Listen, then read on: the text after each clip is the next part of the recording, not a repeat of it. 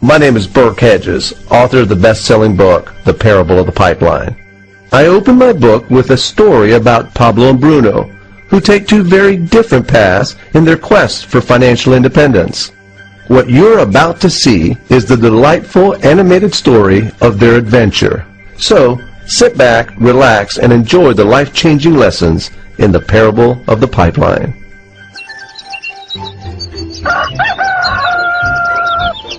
Far away, in a small village, near a beautiful valley, lived two friends, Pablo and Bruno. They were both young and dreamed of a better life for themselves. They'd often discussed their dreams about how they would become the most successful men in the village. They weren't afraid of hard work, and they searched for opportunities to help realize their goals and achieve their dreams. One day, an opportunity presented itself.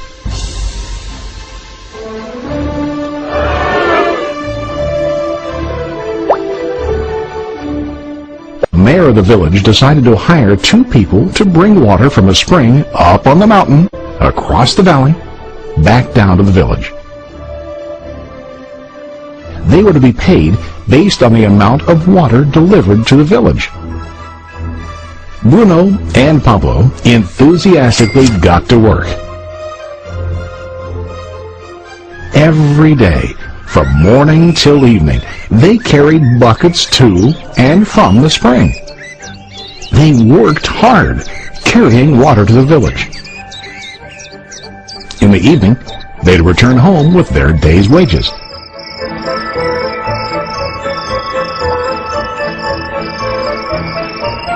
Bruno was satisfied with his work and the money he earned. He was sure that with this work he could achieve his dreams. Bruno thought that to increase his wages he could use bigger buckets to bring more water each trip.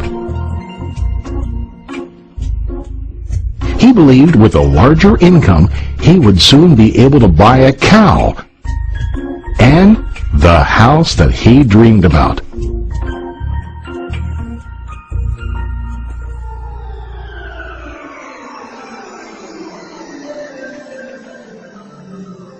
Now Pablo was not satisfied. At the end of the day, his back and hands ached, and he was exhausted.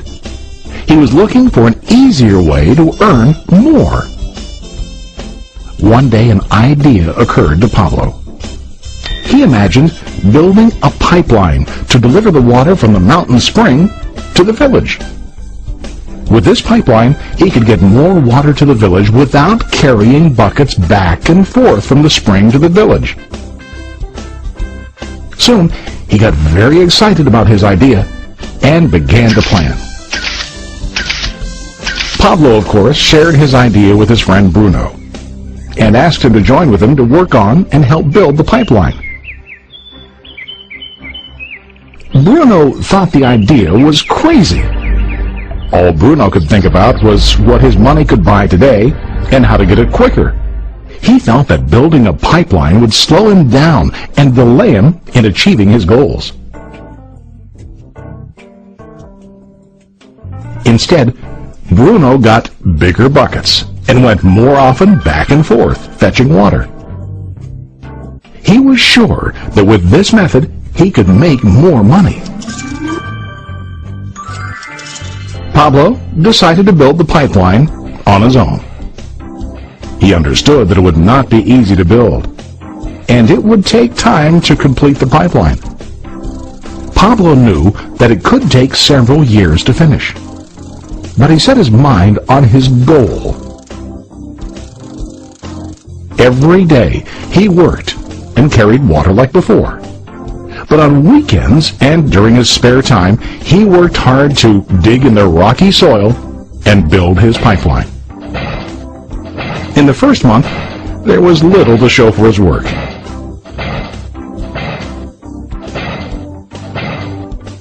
Bruno and the villagers laughed and teased him.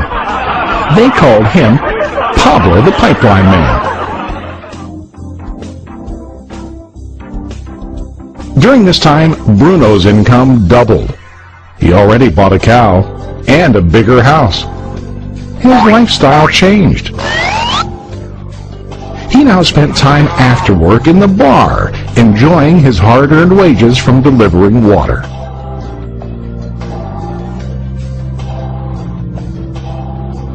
What Bruno didn't realize was that his body was starting to stoop from carrying heavy buckets every day.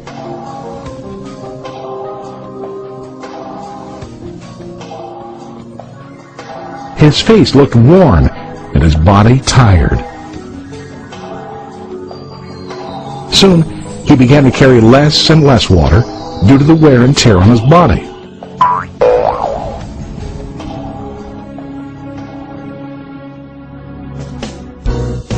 Month after month, Pablo worked. Soon a year passed, and then a second year. Finally, Pablo finished his pipeline. He now used his pipeline to deliver water to the village instead of carrying buckets. Pablo was now earning more money than ever before. The water continued flowing to the village, while Pablo wasn't working. While he slept and ate, the water flowed. Pablo was happy and proud of his insight, persistence, and hard work. Now his income flowed as long as the water flowed through his pipeline.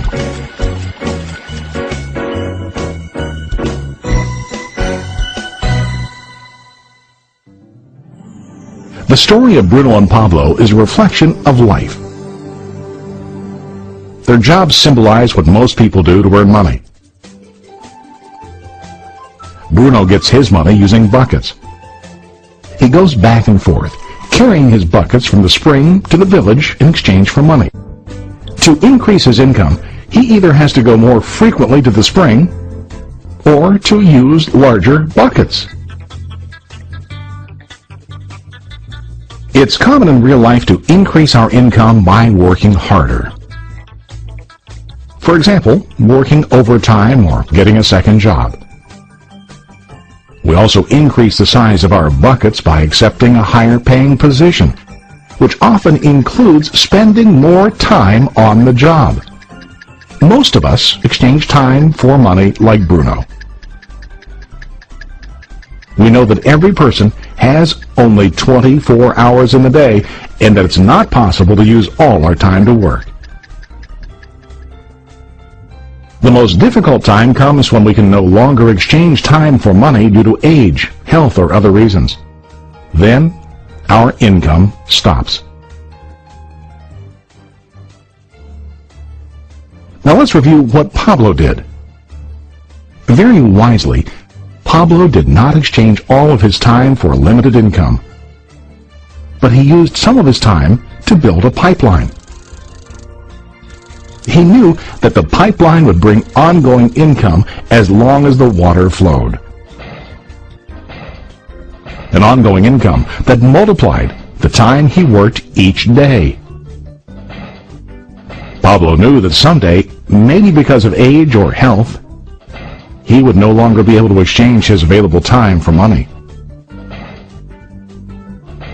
Pablo knew that if he could make his idea of a pipeline work, then he only has to do the hard work of building the pipeline. After the pipeline was completed, Pablo was able to monitor and maintain the flow of water to ensure that his income will continue.